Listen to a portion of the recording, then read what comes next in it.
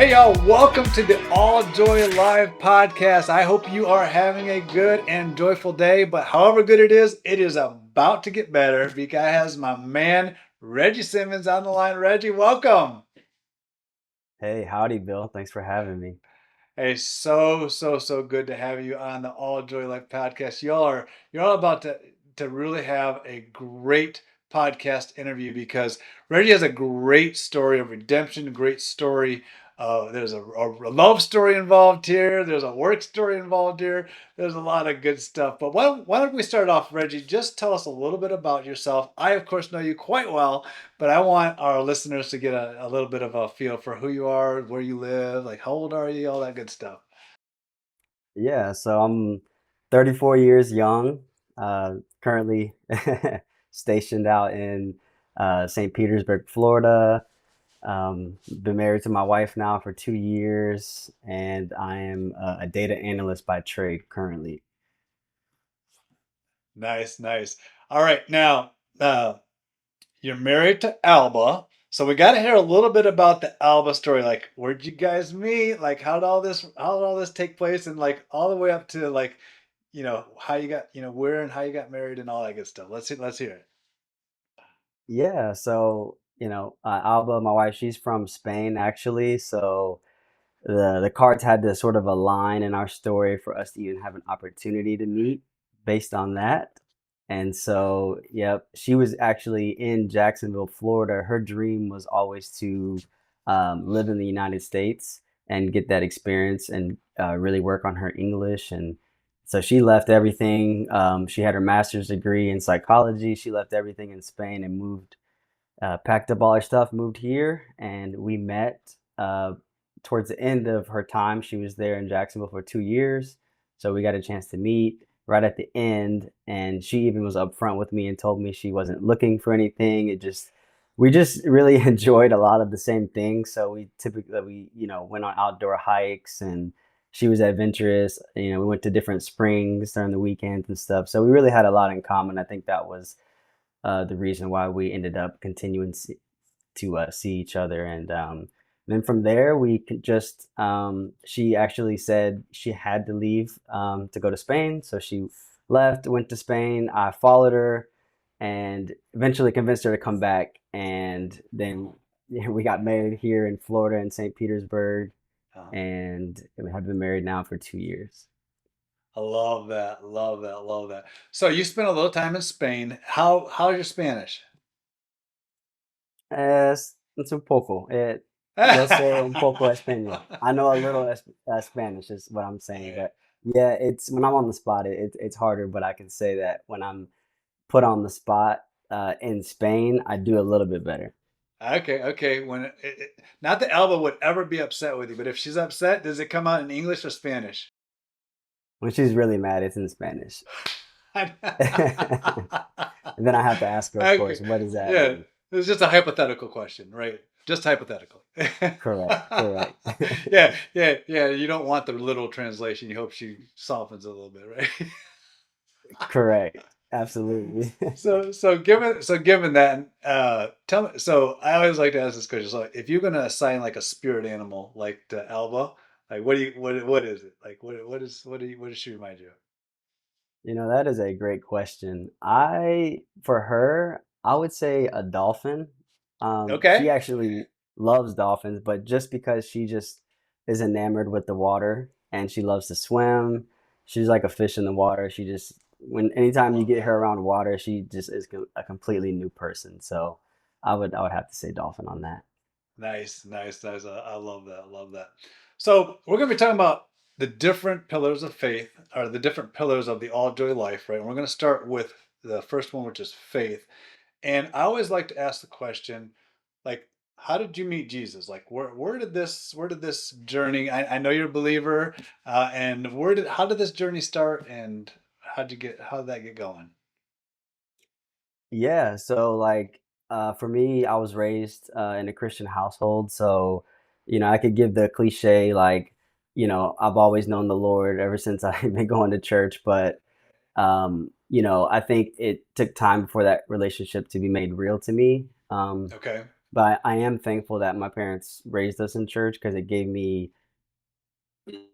what a Christ follower looks like through maybe not everyone in the church, but definitely there's always some in the church that you could see there's something completely different about them. They have joy, they have peace, they just, don't get mad very often, things like that. So, but really, I would say my rededication to the Lord actually came in a jail cell, which is also a part of Okay. my story.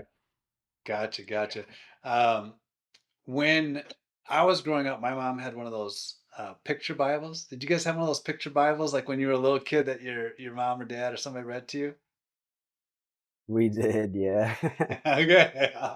I still remember that. I remember sitting in my mom's lap and she'd be reading me a little picture Bible, and I those were great faith builders for me. Just the stories, even the Old Testament stories, and got introduced to Jesus that way. It was really good, really good. Um, so you mentioned a little bit, about getting in trouble. So talk to me a little bit about your life leading up to getting in trouble. Like, what was going through your head? If I remember the part of your story right, you're a teenager, and there's this Reggie's in charge thing going on. Maybe I don't know, but explain it in your own words though, because I want them to hear it like from you, that your perspective of what was going on in your life. Yeah, so, up until really about like 16 years old, I was like pretty straight edge. Like I was consistently going to church at that point up until that point in my life. I mean, I was kind of forced to, but I still chose to go like on my own to like different events and stuff at the church. And I was doing well in school. I think I made the honor roll. I was continually making the honor roll at that time, and basketball was my passion. So those kind of things kept me Okay. out of like trouble, I guess, those Right. arenas. And then for whatever reason, I think like my senior year summer going into senior year is when I just started hanging around the wrong people. And Okay. I started hanging out with people that were smoking marijuana, and then I began to start smoking marijuana, and it just led me down a path of you know, trying to do everything. It ended up me trying to do everything on my own, and pride kicked in. I was stubborn. I was unwilling to really change my ways, and because of that, it kind of spiraled downhill from there.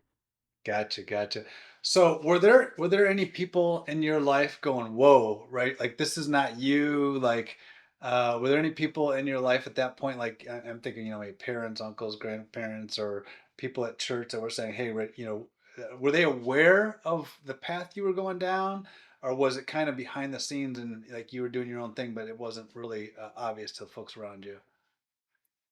I think I thought it was secretive, but in hindsight's 2020, right? I realized that quickly my family was aware that something was wrong, was off. Mm, Friends of mine, my old friends that I was hanging out with, that I was making good decisions with, they noticed something was off. I began to hang out with different people. But I guess in my head, the way I would have it is I kind of figured that nobody knew what was going on. right, right. Yeah, exactly. Exactly. Um, so this behavior led up to you being arrested, right? Yeah. So take us Yes. take us to that day and that moment, and what's happening. How did you feel? Like, what's going on in when that happened? Yeah, yeah, that's a great question. So, really leading up to that point, like I had mentioned, I began smoking marijuana. I was like 17 years old, and it led up until like 23 is when like the moment when I actually got arrested, and I Okay. began to sell marijuana in college to like just my friends that I work with and stuff like that.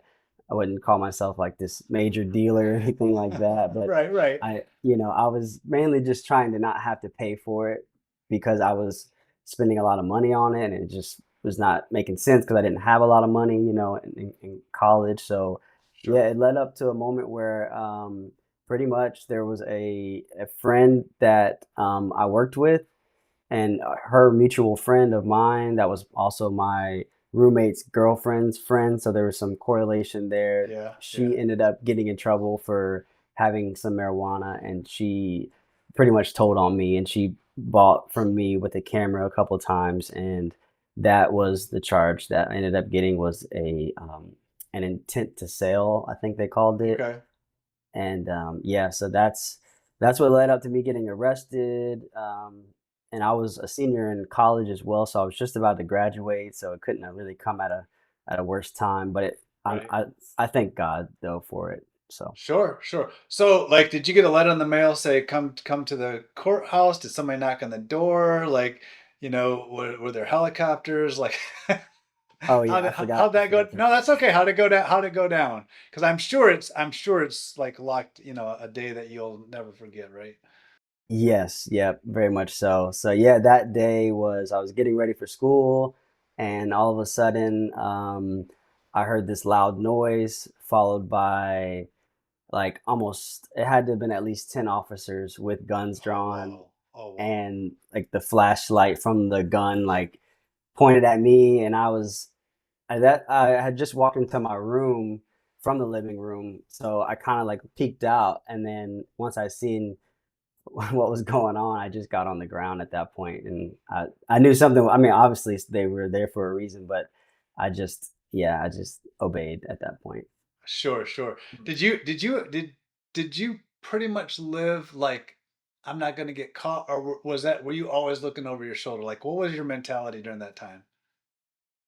I was definitely looking over my shoulder. I knew that just because I don't know, I guess maybe I was just more on the paranoid side, but there was also a part of me that thought I could never get in trouble. Hence why I kept Mm, going, overlooking all the warning signs and moments the Lord was really trying to pull me out of it, and I just stayed doing it. So yeah, I've said it to my kids over and over, and many many others.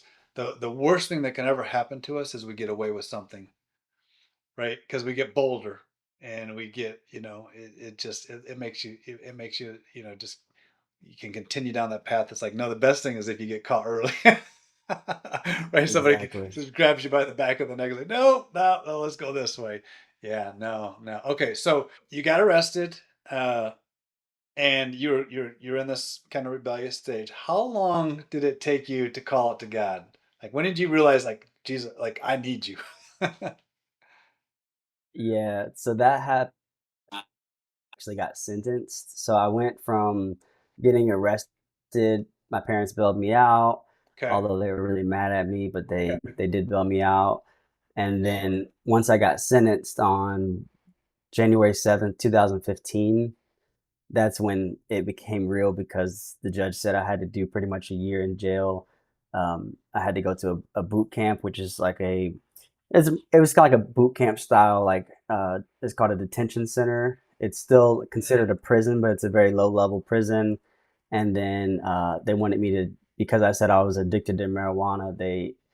Although there really isn't physical addiction with marijuana as they say, but I was addicted because I couldn't put it up Right. after several times of trying. So they sent me to also a rehabilitation center that was also a prison as well, but just a state funded rehab place. So, but it was a jail. So, but Yeah. the day I got sentenced, I was in the holding cell waiting to get like put out into general population. And I just remember like, Lord, like I really messed up, like here I am and I saw the clothes I was wearing and just, I told, I felt like that was my rock bottom. And from that point, I know they say you shouldn't make promises to God, but I just told him that like I was going to change my life around and, that I knew I got myself into this and Hmm. I need him to help me to like move forward and to eventually get out and put it behind me. Yeah. I love that. I love that God, even though a lot of times we'll intentionally get ourselves into trouble, he doesn't be like, oh, sit in that rot. He's like, oh no, no, I'm the redeemer. I'm coming for you. Like my little phone case. I don't know if anybody will see that, but it says I left the 99, right? Like for me, right? Yeah. Yeah, yeah. Yes. And so I love that. I love that about the Jesus I follow for sure, for sure. No, that's good. So, and then was there any sort like was that pretty much a spiritual awakening, or like my recollection is like you really grew in your faith in prison. And so talk to me a little bit about like how did that happen? Like what was your, how did you grow in your faith in prison? So I learned to say no to anything that wasn't Jesus pretty much once I made my decision, because there came a lot of I would say like kind of like persecution in the sense that like people would say like, "Oh, you didn't follow Jesus when you were in the streets, like, or else you wouldn't be here," kind of thing. Like, Mhm. kind of like a mockery Yeah, of like you yeah. can't change your life around. So there's a lot of that going on, but I just decided to only be around people who I saw fruit. Like, because there were people, and there wasn't a lot of people in there that really wanted to change, but there was, I'd say 5% of people really wanted to change, and those are the people I tried to put myself around and to grow in my faith, because I still had a lot, even though I grew up in church, I had a lot to learn about the Bible, and I wasn't just thinking that I knew it all myself. So, but I would say there was one day that really struck me that I would say made me a true believer of like walking with the Lord and just being devoted to the daily disciplines, was when I was at the rehab center, and I had about like 6 months left till I got home. And I just remember that at that point I had been reading the Bible, praying like multiple times a day, and I was really like, I would say, on fire for the Lord for probably the first time in my life. And but a lot of this was happening internally. So like I didn't know that, I guess, that other people could see. But on this day, at three different times of the day, three different people who weren't really in the same like cliques, because every we had an open dorm of 60 people, and these people all didn't really conversate with each other. But three different times throughout the same day, three different people said, I see Jesus in you," and that Nice. was like the first time that I was like, so there is something happening. But that was after probably about a year of just like being dedicated to the Lord, like fully at that time, because I had done 20 months total in jail, and that was about the year mark. Oh wow. So You end up following Jesus and having that moment. And so now with all that behind you, why would you explain to someone why should somebody else follow Jesus? What's your why, or how do you inspire others to follow Jesus after what you've been through? I would just say like I tried to do it without him. Like I deliberately, intentionally tried to do it on my own, and like I know exactly where that led me. And I don't think it would change. Like the destruction would be the same, but it may be a different form of destruction. Like, Hmm. so I know like where that road leads. And since I've given my life to the Lord, I can say that, one of the greatest joys is seeing other people come to the Lord, and even just having like a small part to play in that. I Sure. haven't really been a part of any salvations really, other than my wife, which I don't know that I was fully, it was that moment that I was like, that she gave her life to the Lord. But just seeing the light turn on in other people, and just having true joy and peace, and living for others more than myself, and just, yeah, there's so much that doesn't get discussed whenever you give your life to Jesus. It just seems like, okay, that's it, but it continues and it grows on, like that initial, yes to him. And your faith grows and he continues to show up. But yeah, I just can't imagine my life without Jesus at this point. That's so good. That's so good. I don't know that I always would have answered this way, but a big part of my why, I'm over 50 now, and I actually live in Hilton Head, and we've had several of our neighbors pass on, and one of my whys is I need to serve somebody that's beat death. Mm, you that's know, good. I really like that Jesus rose from the dead, right? So no matter what my issue is, whether it's financial, whether it's spiritual, whether it's sin, like all the answers for me are wrapped up in Jesus, right? Even death. Yeah. Like how do I deal Yeah. with death, right? Whether it's the death of a loved one, whether it's a, my own death. Like for me, the answer is found in Jesus. Like I'm following a dude that's like, yeah, they couldn't hold down. Right. It's like, yeah, yeah, I'll follow that guy, right? Because even, I mean, Reggie, like a lot of my like childhood heroes that were in the movies, that were on TV or whatever, like I'm looking at them like, with their walkers right now, and going, uh, ain't nobody getting out alive. Ain't nobody, No. holding their physique, real, real long time, and it's like, and you and I, we'll talk a little bit about the fitness side because, we're going to put that off and we're going to be as healthy as we can for as long as we can, but it catches up with you. Right. And when I start looking and the older I get, the more I look at my life from the perspective of eternity, it's like, yeah, I'm really glad I'm hooked up with Jesus because this life is just it's the size of a gnat. It doesn't even show up in eternity, and so I need to follow somebody that's handled the whole death thing. I love that. I really do. That's amazing. That's good. Yeah, yeah. And I don't know that I would have always answered that way, but it's very real. It's very real for me. So talk to me, Reggie, like about your current walk with God, right? Like how do you keep that fresh? What are you doing to foster your faith? Yeah, so the daily disciplines, like it can sound cliche, but it's really not. It's just waking up in the morning, thanking him for the day, being grateful for just breath in my lungs, a heart that's beating and there's blood going through my body, Yeah.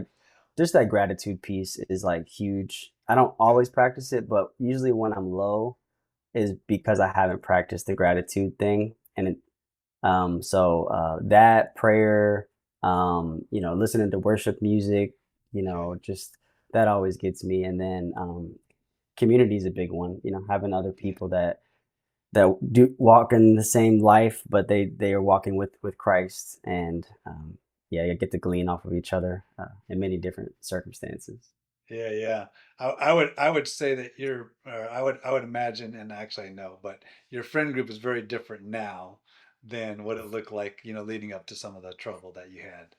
And that's that I think that's so important, like who we hang out with, and it doesn't have to lead to arrests, right? Like it can lead to a life of complaining, right? Like if you hang around with a lot of people with negative attitudes and complaining all the time, you'll tend to pick that up, right? And so it's really I think more and more it's just Yeah, really important who we surround ourselves with, right? absolutely. Yeah, yeah. No, that's good. That's good. All right. So let me ask you this, right? So the other one of the other areas of pillars is mind space, right? So, what are some of the things for you in your life right now that bring you the most joy?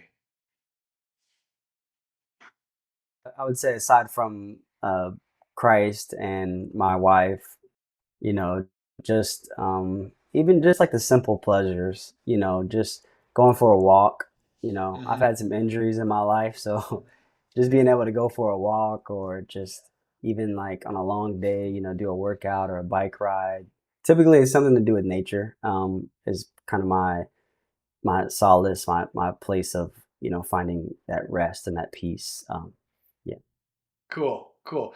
Do you have any joy robbers? Or anything that just it just this if this happens on this day, like it's over. Like, you have anything like that? Even if it's a short time, like you got any things like pet peeves? Like it's like, yeah, yeah.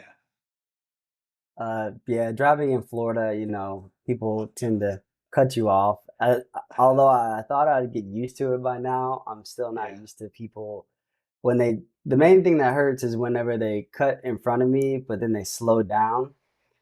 That part I just don't understand the logic because I'm like, No. You can pass me, I I don't mind. I'm not that proud to say that. But if you're gonna like slow down, I feel like you should have just stayed in the lane that you were in. So that one can get me sometimes because I just can't understand it.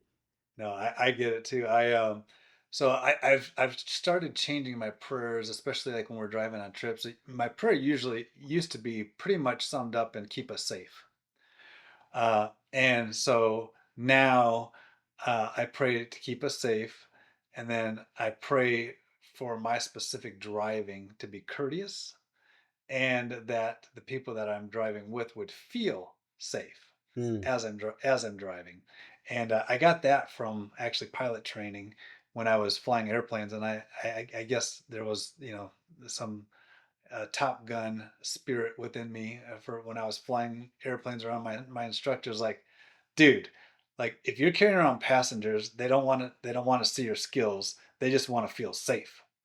And so like that's something I started praying. I'm like, Lord, help me to drive in a way that the people that are with me feel safe, and basically help me to be an ambassador for Christ while I'm on that road, so that I'm shining the light and not be in the darkness. Absolutely. Yeah, I'll have to pick your brain on how exactly I can walk that out. Dude, So I'll take that no, offline. it's yeah, no, it's a real thing, and it's just like with everything. um, you kind of you go in with a plan, and then the more you act on the plan, the easier it gets. But Yeah, I still it ain't perfect. That's for sure. Still ain't perfect at all. Well, let's talk business for a second. Let's talk. So another aspect of the pillar is financial, and I want to talk a little bit, literally about your career path, because we have intersected in that area, and I'd love for you to talk a little bit about your career path. absolutely. Yeah. So we crossed paths. So I was working in accounting. I think whenever at the time that me and you met, where I met Jeff, and then he introduced me to you, Yeah, so um, just and just my son. So just the correlation for those that might be watching it, just my son. So go ahead. yeah, and so yeah, I was working in accounting. I've always liked numbers, and then COVID happened in 2020, and I was working doing accounting in hospitality and hotels, and that was hotels weren't really a thing anymore. And after COVID, definitely it was more restricted at least. And so I began to think about different career paths. But then I remember when I was living in close by you guys, Sherry, your wife, said something about working with you, and I remember always asking Jeff, "What does your dad even do?" And he's like, "I don't even know." I thought that was hilarious because I'm like, "How do you not Yeah, know?" yeah. How do you not know, right? But but I see why now because it is a little complex. But yeah, I started doing data analytics with you. We were working at General Mills. That Yeah. lasted what, like 4 years, Oh included yeah. like a boot camp that we did, Yes, yes, yeah. The which was WJT boot camp. which was amazing. It was a hit. That definitely is a repeatable thing that can be used for anybody wanting to become a data analyst, I believe. And that experience with them with General Mills really just gave me a little bit of confidence, like a lot of confidence actually. And I did a couple of things wrong for sure, but I learned, and was able to adapt a little bit, and it led me on to another gig after that, had transpired. Hmm. So now I'm with the aerospace company, and doing data with them, and it's just been great. It was the best career decision that I think I've made, just to pivot from what I knew to like something that I have to think differently altogether with. Yeah, And there's many ways to come up with a solution, but as long as you get the solution, that's all people really are concerned about. And being able to articulate yourself and, yeah, make it clear for people and easy to understand and digest with data. So yeah, that's a little bit about my career path and where I am now and how it all started. I love that. I love that. And I would certainly say the same thing. I certainly didn't do everything right, and the Lord really used me or used you to teach me along the way a lot about mentoring, and in a good way, patience. So I would love to say, I love to help people, right? But then when you needed help, like a couple of times I caught myself, I'm like, dude, like you can't be like, you're too frustrated. Like, why are you frustrated? And part of it was, I've been doing it for 25 years, and it's just like, how do you not know? And then I'd have to remind myself, like, he's been doing it for 2 years, right? Like he's Yeah. just getting started. It's not, it doesn't have the same context and perspective and experience. And so the Lord really illuminated that as we were working together. And we're doing devotion together. And I'm saying, you know, I want to help folks. And then somebody needs help, and I got a video out there. It's called "Fix Your Face," and that's what I needed to work on. That it's like, no, you say you want to help, then put a smile on your face and go help. Yeah, yeah. There was some repetitive questions that I could have definitely done some more due diligence. So it always works both ways, right? It's not just Absolutely, one-sided. absolutely, yeah. So, No, I but I totally get it. But we've had some good time, and I love. I mean, I just love that part of your story because when when I think back to where you've come from to where you are now, I hope that there's some folks that get hold of this podcast that maybe are in trouble right now, right? Whether they've gotten caught or not gotten caught, and that they can see that they can pivot now, right? Before they get swallowed by the fish, like in the Jonah story, and just head to Nineveh, right? Just like, what, like let's just learn from what happened to somebody else, and let's head down a path where things can be much much better. And so I love your story, Reggie, where you go all the way from rock bottom to you're married, you've got a great career, you've got a great mindset and faith, and that's very inspiring to me, and I hope it is to others. absolutely. Yeah. This once we go through what we go through, we realize quickly that it's meant to just give away, and that's part of that's our testimony is to share with others and yeah, and that's my hope that people don't go down anything remotely close that that I had to go through. But if it took me to do it and I can help other people, I would be happy. I would be happy to do that as well. Whatever the Lord's will is on that. So That's that's good. So now I'm going to hit you up with something I love to tease you about, and that's being a fat cat landlord. And that's a reference that comes out of a Reba episode. If you never see Reba, go back and look for some of the episodes where they're doing realty. But talk to me a little bit about some of your side hustle stuff. Give folks, you're getting into some stuff here. What's going on? yeah, so we've actually moved up to acquiring like 5 properties, my wife and I, and we started off kind of like just, every year you're kind of like able to buy another property based on the guidelines of a loan. You're technically supposed to live in it for a year and a day, or that's your intention whenever you buy the Yeah, property. So that was kind of the thought process behind it. It was like, well, every year by law, it's you're not breaking the law. You're yeah, able to buy another home, and so that was like the thought process in the beginning. And then just realizing like you, I think that was you that always said like you reserve the right to get smarter. yeah. That And so video's now coming out that shortly. It's yeah, already recorded. Yeah. so I started to think about our strategy a little bit, and I was like, I don't know if this is the best necessarily way because we're paying like market prices and stuff, and Hmm. you kind of want to get have a little like leverage in there built in, and so now we just got started doing like some fixer uppers pretty much, Sure. and so that's been going good so far. We completed one, and we're actually on to another one. And I'm the type of person who takes on a little bit more, bites off more than he can chew. So that's kind of where I ended up. But luckily, not luckily, the Lord has really shown me so much in such a short time about um, the implications of our decisions and how it affects other people and things of that nature. And even to continue with what I'm endeavoring because I believe He was the one who placed it inside of me to begin with. But He's gracious enough to show us where we miss things and to redirect us. And He's kind enough to say, hey, you know what?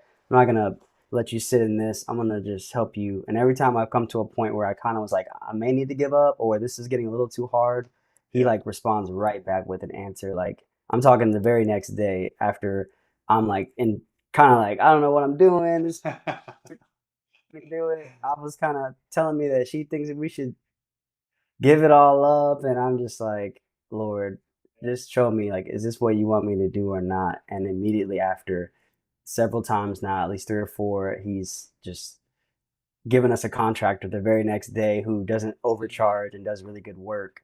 So it's, it is a testament to him, and just him showing us how exactly we should proceed.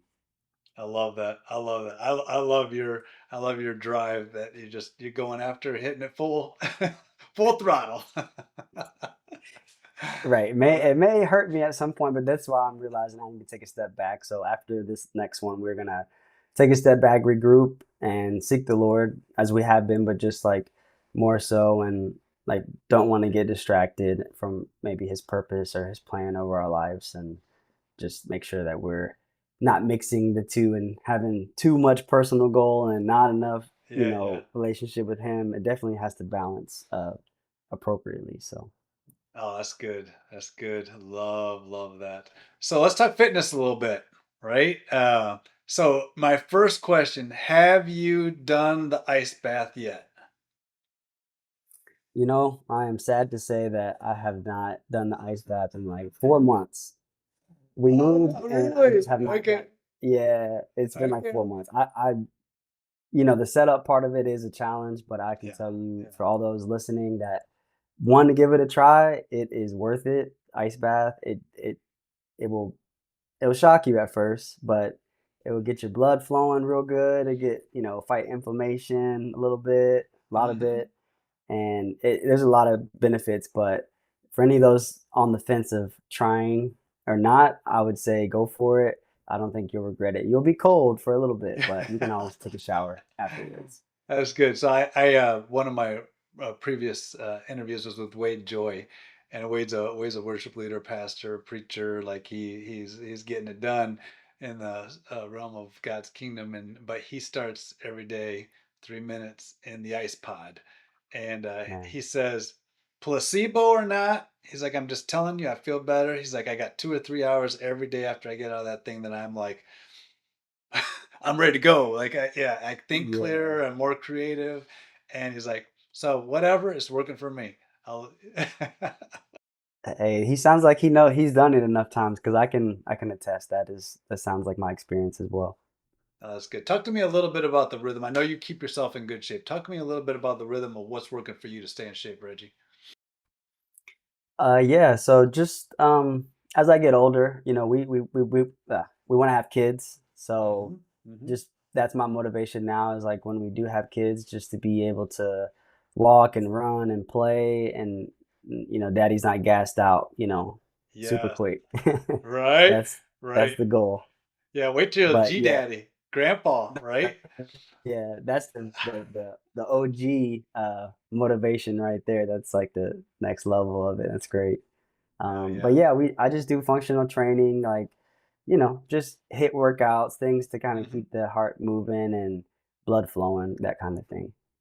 That's really, really good. Yeah, I just had the privilege of taking two of my grandsons to it was a father son retreat, but in this case it was G Daddy and grandson retreat. But yeah, I'm out there doing Nerf wars. You know, they call it war ball, but it was really dodgeball. With like these 6-inch dodgeballs, and there's like 200 people throwing balls at each other. It's like, oh man, yeah, you gotta be able to hang, right? You gotta be able to duck. I was gonna say, yeah, you got to be mobile on that for sure. Look out, look out. No, it's just really important, and we try to focus a little bit on each podcast, and throughout the it's one of the core pillars of the All Joy Life, because I find that being out of shape or being way overweight or that type of thing can be a joy robber. And so I just want to do everything I can to encourage people, talk to folks like you, and that have kind of figured it out, and be like, okay, give me some tips, how like help me to motivate and encourage people to stay active. It does. I don't really care what you do. Just do something, and keep your body moving. I love that. Even walking, I mean, people don't realize the importance of just walking. My mom lost like 45 pounds in the last 6 months by just walking and diet. So Wow. I mean, she looks like a different person. Good for her. Good for her. Yeah, I actually have, and it'll be announced soon um, on the All Joy Life website. But I have a person that I've challenged, and it's a little bit of a reverse challenge. But I'm going to pay him $1,000 for 100 pounds. And so Wow. yeah, and so I'm working with them, and because I'm sort of promoting myself as a CEO, but not in the business sense, but as in a chief encouragement officer. And I'm like I'm starting with the people that are close to me, that so I want to be an encourager to my wife. I want to be an encourager to my family, and this Hmm. happens to be a son-in-law that has aspired to to get in shape. And so it's and I've because I'm not an expert, I've involved an expert to help kind of train the trainer. And so Uh-huh. we've got we call on the general every once in a while and bring him in and say, okay, how do we deal with this? Or we both hold ourselves accountable to that guy. So anyway, it's a good time, good times. That's great. I love that. That's good. That's good. Well, Reggie, I want to thank you for taking the time to spend with us, to inspire us with your story, and with your life overall. You definitely got to tell Alba that Sherry and I said hello, and you guys got to get to Hilton Head sometime soon. Come stay with us, and we'll have some fun one way or another. Absolutely. We'd love to. Yeah, we love it there. So Sure, sure. Well, let me pray real quick for you and your family, and we'll wrap this thing up. that sounds Sounds good. sounds good. Lord, we just pray for Reggie and Alba. We pray, Lord, for all the things that they've put their hands to. Lord, I pray for their future family, Lord. I pray that you would protect them. I pray, Lord, that you would empower them. Fill their home with joy, dancing, laughter. Protect them from the evil one. And we just pray this in Jesus' name. Amen. Amen. Amen. Amen. Amen. Well, thank you so much, Thank Reggie. you It's so so much, nice Bill, for spending some time with you. I love you and Sherry. We love you guys, Love and you we're so too. thankful to have you guys in our life, even if we don't talk every day. Absolutely. I feel the same. Feel like you're part of the family for sure.